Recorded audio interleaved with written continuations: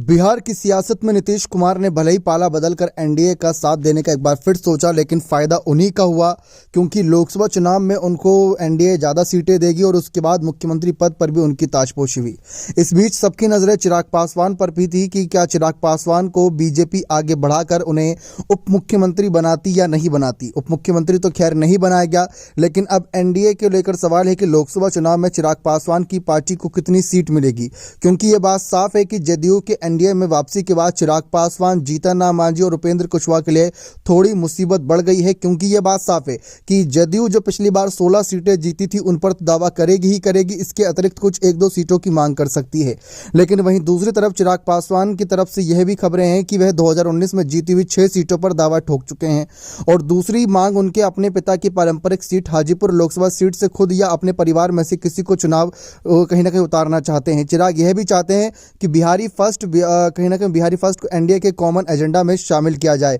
Common minimum programme बनाया जाए। लेकिन इस बीच के बीच चर्चा यह भी है कि चिराग पासवान की देखा जाए तो पहली मनोकामना यानी पूर्ण नहीं हुई, उनको आगे डिप्टी सीएम पद के लिए नहीं भेजा गया, जिसकी वजह से उनकी पार्टी के समर्थक थोड़ा निराश हुए। भले ही समय लोजपा की बात कर ले यानी पासवान चिराग पासवान की पार्टी की बात करेंगे तो विधानसभा में उनके पास कोई संख्या बल नहीं है, इसी वजह से शायद यह फैसला लिया गया। दूसरा यह कि अगर चिराग पासवान कोशिश करते हैं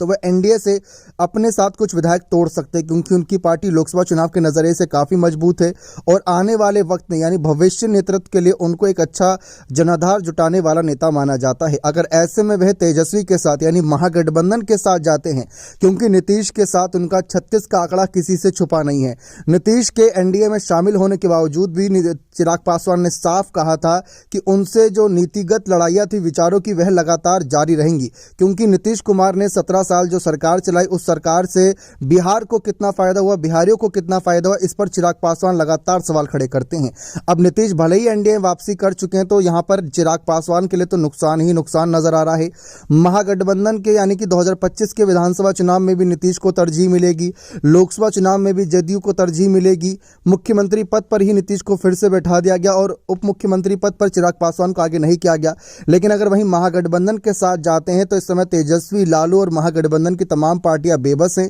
चिराग पासवान उनके लिए एक बड़े कहीं ना कहीं आधार के तौर पर रहेंगे, फिर वह आगे उन्हें चाहे मुख्यमंत्री पद के लिए भेजे चाहे उप मुख्यमंत्री पद के लिए, वह महागठबंधन का फैसला होगा। जब जीतन राम मांझी को मुख्यमंत्री बनाना चाह रहे थे सिर्फ उनके पास 4 विधायक थे, लेकिन अगर यहां पर चिराग पासवान अपने साथ 10 से 12 विधायक तोड़ पाने में कामयाब रहे और अगर महागठबंधन के साथ आते हैं तो ऐसे में लालू उनको क्यों नहीं मुख्यमंत्री बना देंगे। वो भी एक युवा नेता है, उनकी भी अपनी कुछ इच्छाएं होंगी कि बिहार की सत्ता में कैसे अपने आप को आगे रखना है, कैसे बिहारी फर्स्ट को आगे रखना है। तो यह वो उनका कॉमन जो एजेंडा है उस पर काफी सोच विचार किया जा सकता है।